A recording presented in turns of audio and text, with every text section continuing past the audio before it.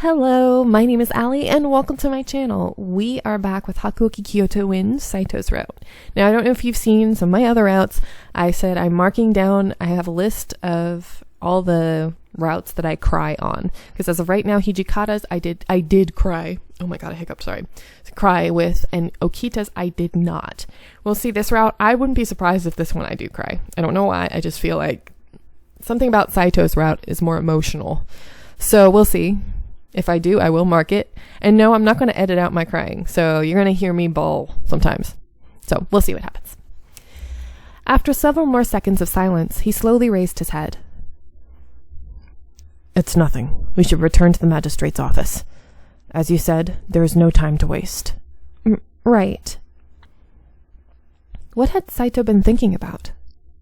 Was he really all right? Pensive silence was nothing new for him, but I'd felt something different from him this time. Frustration, perhaps? Oh, geez. That doesn't look good. As we ran back, the rustling of leaves resounded through the night streets. Stop. When we'd reached the hill, Saito stopped suddenly in his tracks. What's the matter? Ooh, I like this CG. It's real pretty. Wow. He watched as, below the hill, the town of Fushimi was within eye distance from the top, and it was lit ablaze with a roaring flame. Is that the Fushimi magistrate? I gasped at the sight. No! The Shinsengumi were protecting the magistrate, but now it was on fire? Inoue and Yamazaki were there. Did the Satsuma and Choshu men do this? Or was it our own men as they retreated? I could see a color of bitterness in Saito's, the well-being of his comrades. I feel like there's something missing. I don't know why, but I just feel like there's something missing in that sentence. If the Fushimi magistrate were to fall, then it would mean the Shinsengumi were now driven from the town they spent 4 years protecting. For Saito, a man who always held his duty to the Shinsengumi above all else, this must have been the most regrettable feeling.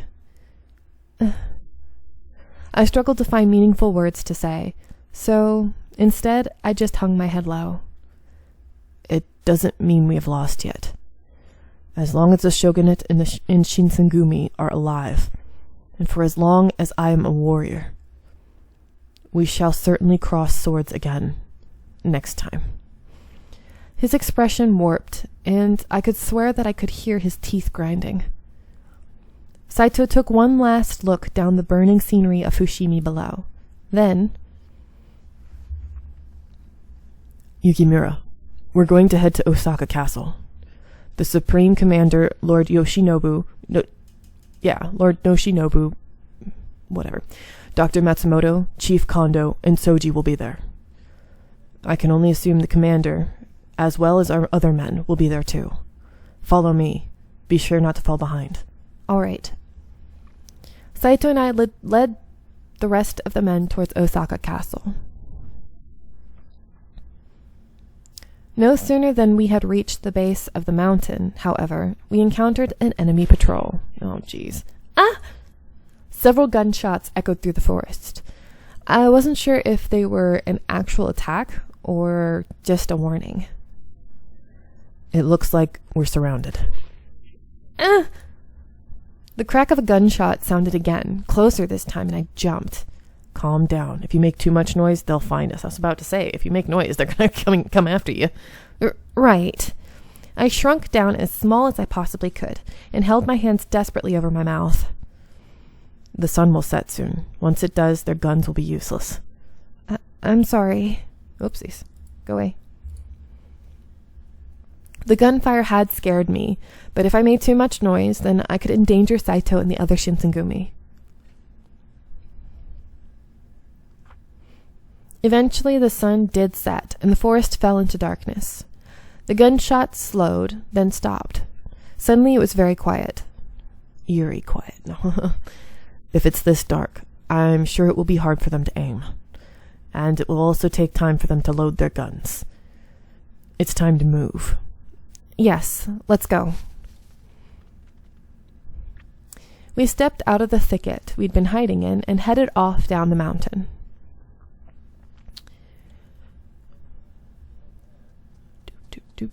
Oh, jeez. We hadn't been walking for long when the gun started again, likely because of our footsteps. This time, however, they seemed to be shooting anywhere and everywhere, not directly at us. Can they even see us?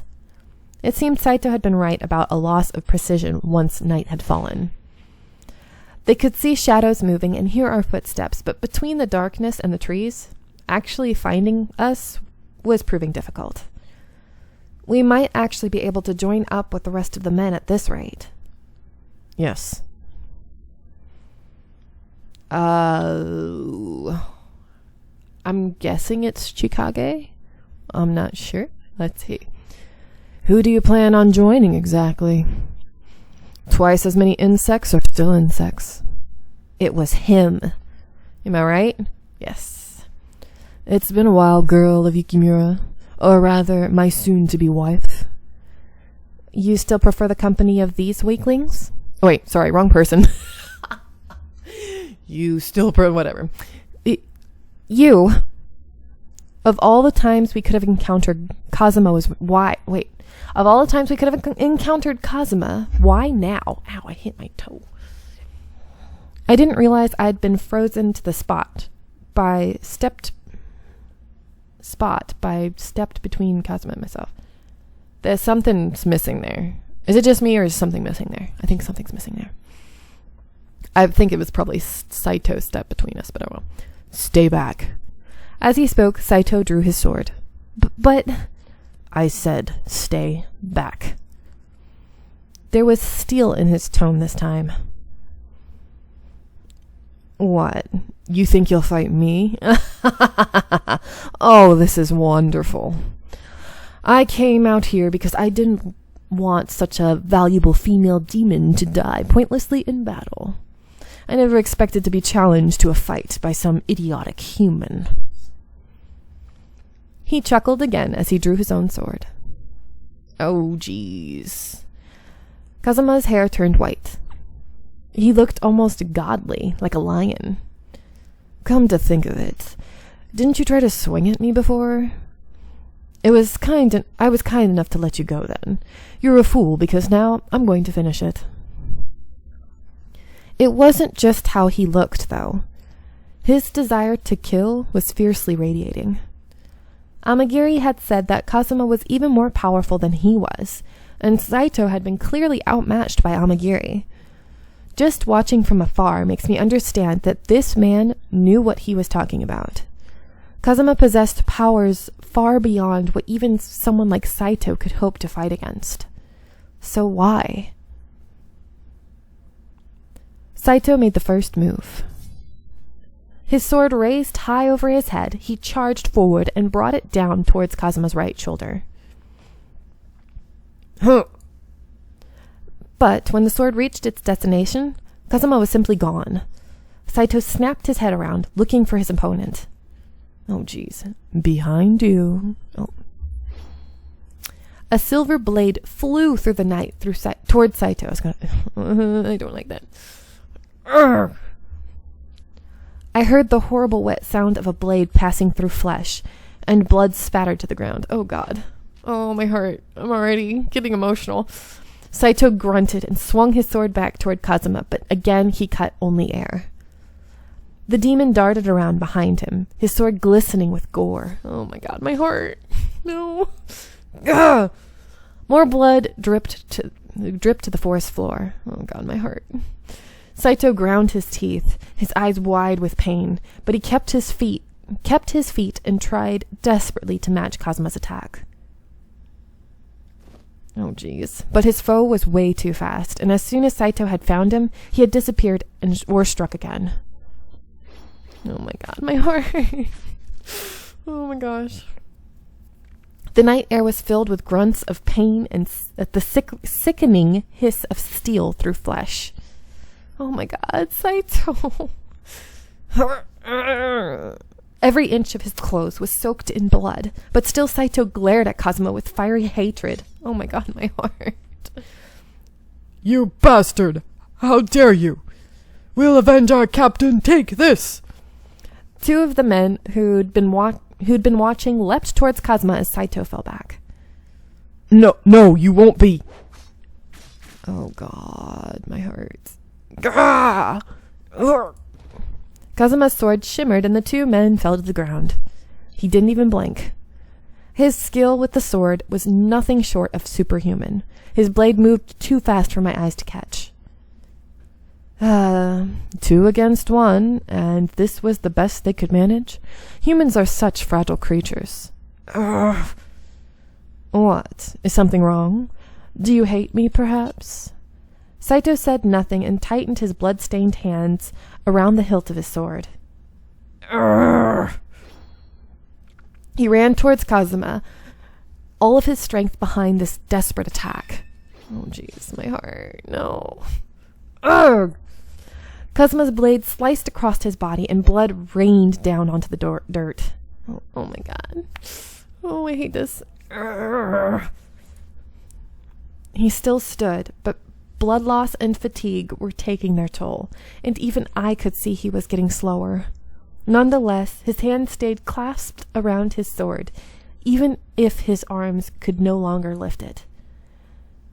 Even against Damagiri, he hadn't been beaten so completely. I knew he had just told me to stay back, but Saito, please, you have to stop. I'll just go with him. Then he'll leave you and your men alone.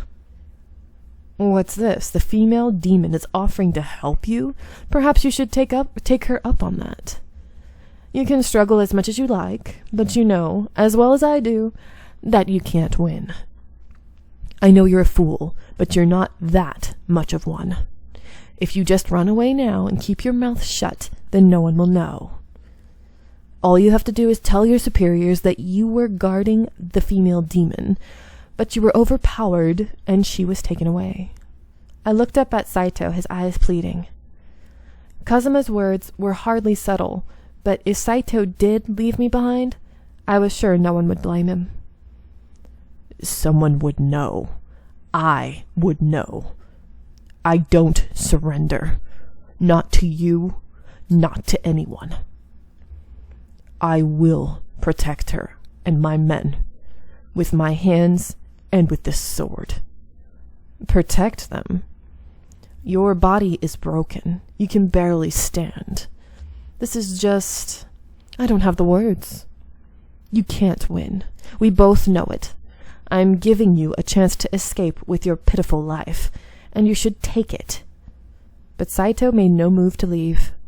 His eyes burned with fury, even as the rest of him bled and slumped. If I run now, then I'd be betraying something that's important.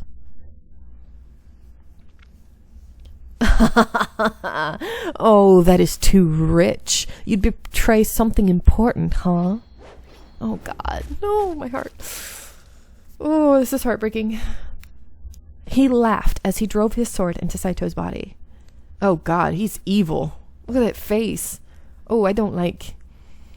What is this important thing? Some pathetic excuse for pride? Whatever it is that you call honor? Oh my god. Kazuma, stop. Answer me, human. What could possibly be important to something as worthless and base as a creature as you? God, will he stop already? Ugh. Ugh. He no longer had even enough strength to lift his arm and block Kazuma's attacks. No, please, stop. I couldn't stand to just sit and watch, so I unsheathed my Kodachi, and I charged straight for Kazuma. However, out of the way. Ah! Kazuma saw me in the corner of his eye and kicked me to the floor, and I couldn't even buy Saito time. Just then I watched as Saito's body slumped and his body dropped to the ground. From here, it seemed like he was still breathing, but at this rate, It's only a matter of time before he could lose enough blood to die. Then a tiny vial dropped from Saito's pocket, twinkling against his kimono. Oh no, that's... It was a bottle of the water of life. Water of life, huh? Just what do you intend on doing with that? I'm going to let you guys go here. I know we're getting... It seems like we're getting very close to the end of his route. So, oh my god, my heart. This is killing me already. I hope you are enjoying, and I'll see you in the next one. Bye!